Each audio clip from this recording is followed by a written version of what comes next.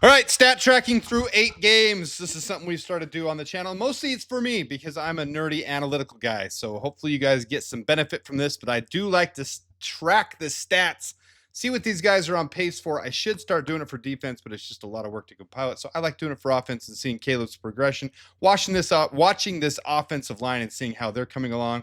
So here's your offensive line. I'm going to put me right below the Bears because the Bears offensive line is now third this year, third in pass blocking efficiency. And that's just PFF's measure for how many sacks and pressures are taken on a quarterback and how well the offensive line is doing.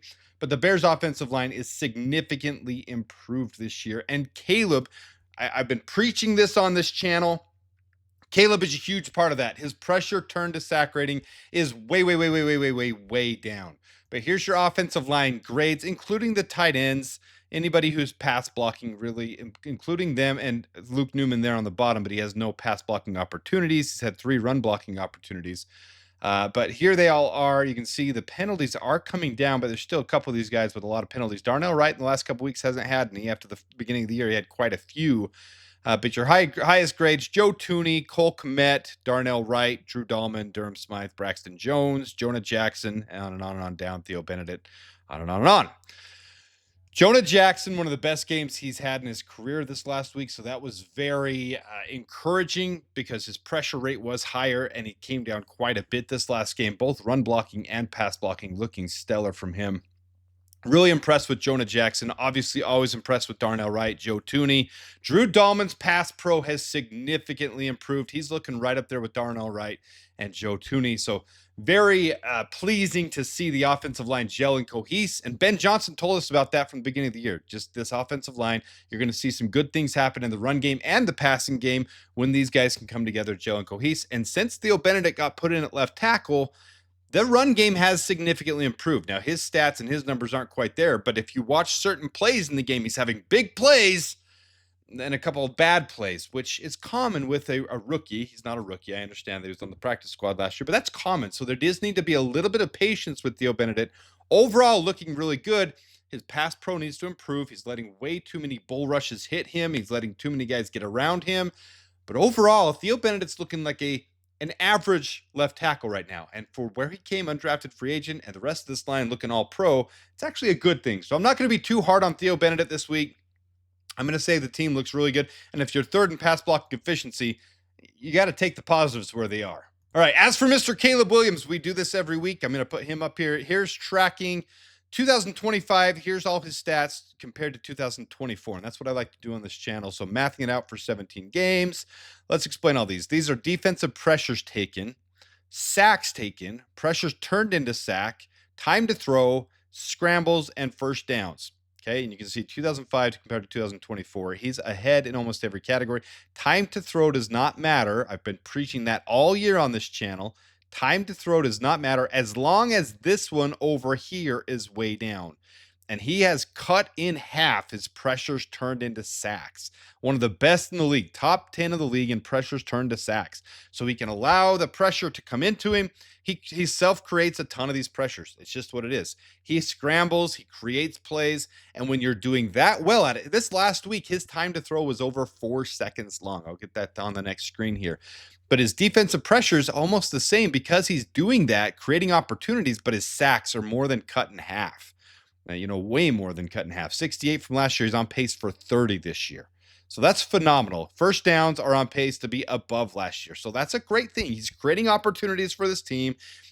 Obviously, Ben Johnson helps, but the more he gets comfortable in Ben Johnson's system, the more this is going to look better and better. He's turning in to a Josh Allen, a Baker Mayfield type of quarterback. And I really, really like watching that. All right, so his adjusted completion percentage, which is what I preach is more important, and I'll show that here coming up soon too. 71.5% is completion percentage, only down at 61.5%. So adjusted coming up, completion winning down because there were 3 drops by the team this week, and he had to throw away 3 different plays because he's extending so many opportunities. That doesn't mean his accuracy is terrible. It means his completion percentage is going to be a little lower than normal, but his accuracy in this game was really good, even though he was only 20 for 35. So I'm not going to harp on it too much because he looked like he was in command of the offense. So that looks really good. So far, 1916 yards on the season, on pace for 4,072. 12 touchdowns on the season, on pace for 26. So he's right in line with having a very solid year. Not a historic breakout, Josh Allen, Pat Mahomes type of year, but a very solid year where he's managing the team and getting comfortable in the system. And as that happens more and more, you're going to start seeing more 280-yard, 3-touchdown games, which is, really good for the Bears moving forward. So here's Caleb this last week. Let me get to the next one first. So here's Caleb this last week, and then we'll come back to that, comparing last year to this year. Here's the thing I wanted to show. Only 20 of 34 on his attempts, 58% completion, but 3 drops and 3 throwaways. His adjusted completion percentage is 79.3%, which is stellar. You want it to be in that 75 to 80 range, so he's at the top of that range. So that's really good. So Caleb had a very good, in fact, it was his highest PFF offensive grade game. It's going to help to have 2 catches as well, and one of those for a touchdown. So these stats are fun sometimes. That's why I like the stats. But look at his time to throw in this game, 4.01 seconds. He was creating opportunities while his pressure turned to sacks was still only 11.1. Phenomenal game for Caleb. In fact, by PFF's metrics, the best game he's ever had. I'd argue that a little bit, but it's up there. It's definitely one of his best games he's ever had. And he was very much in control of the offense, which is the most important thing that I want to see from him. All right, so let's go back to this. This is last year compared to this year. And, there's only so much you can derive from this, but the biggest thing you're going to see. So here's attempts, completions, completion percentage, adjusted completion percentage. Nothing's within crazy range. They're all pretty similar. More yards, better touchdown to interception ratio this year. Defensive pressure is about the same, sacks about the same. But that right there is what I want to keep showing. Even though his time to throw is up, so the offensive line is doing a good job, but also he is spatially aware of the pressure that's coming, and he's not taking stupid sacks this year. He's not sliding down for sacks. He's throwing the ball away. He's, creating opportunities, and if he can't have it, he's still just, either getting the ball away, dirting it, doing what he has to do. That pressure turned to sacks at this point in the season. That's phenomenal growth for Caleb, and I'm all about it with him. All right, here's your receiving on pace for. So you've got Roma Dunze, 473 on pace for 1,005. DJ Moore, 403 on pace for 856. Alameda Zacchaeus, 243 on pace for 516. Colston Loveland, 234 on pace for 535. You might ask, how does he have less yards and is on pace for more? It's 1 less game. So Alameda Zacchaeus has played 8 games. Colston Loveland's played 7 games. So that's why you're going to see some discrepancy on some of those. But it's accurate. We're going by how many yards they do have. You got DeAndre Swift at 192 on pace for 439. You've got Luther Burden III, 171 on pace for 391. And you got Cole Kmet, 142 on pace for 325. Move to the running game. So here's all your runs. And I love looking at this missed tackle force by Kyle Monangai. 16 missed tackle force, 3.32 yards after contact, 362 yards. I'm really high on Kyle Monangai right now. I probably could have added Britton Brown right here on this graphic, but we'll wait until he gets a couple more games. He automatically reverts back to the practice squad once the game ends when you're a call up. So he's on the practice squad. I would expect the Bears to elevate him again this week. You hear about them bringing in a couple of running backs for tryouts this week, probably, a practice squad ad and maybe a call up, but I would expect that to be Britton Brown this week with Travis Homer and Kyle Monangai. Sounds like DeAndre Swift's probably not going to go this week, but that's, to be determined. We'll end up seeing when all is said and done, but DeAndre Swift still on pace for 1,061. Kyle Monangai now on pace for 769. So very formidable, very, very good duo turning out with the Bears. So here's your upcoming schedule. Will take me off, and here's the record so far. The Bears are 5-3. You got a big opportunity coming up here. We should beat the Giants.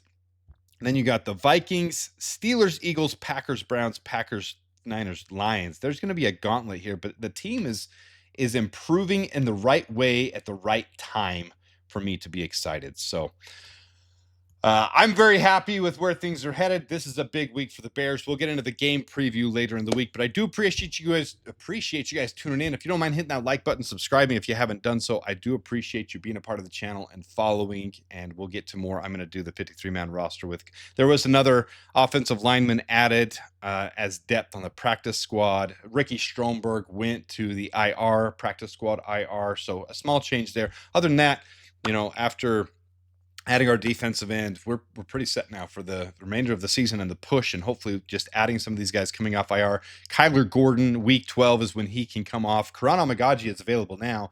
They have not activated him. Amen Ogbogbamiga, it was announced that he will be activated this week, which means someone's going to have to get cut. I'm going to guess that's Carl Jones Jr. So anyways, I'm dragging this on. I appreciate you guys tuning in. We'll have more to come this week. Appreciate you. Until next time, da Bears, and bear down. Bear down, sports making Chicago proud.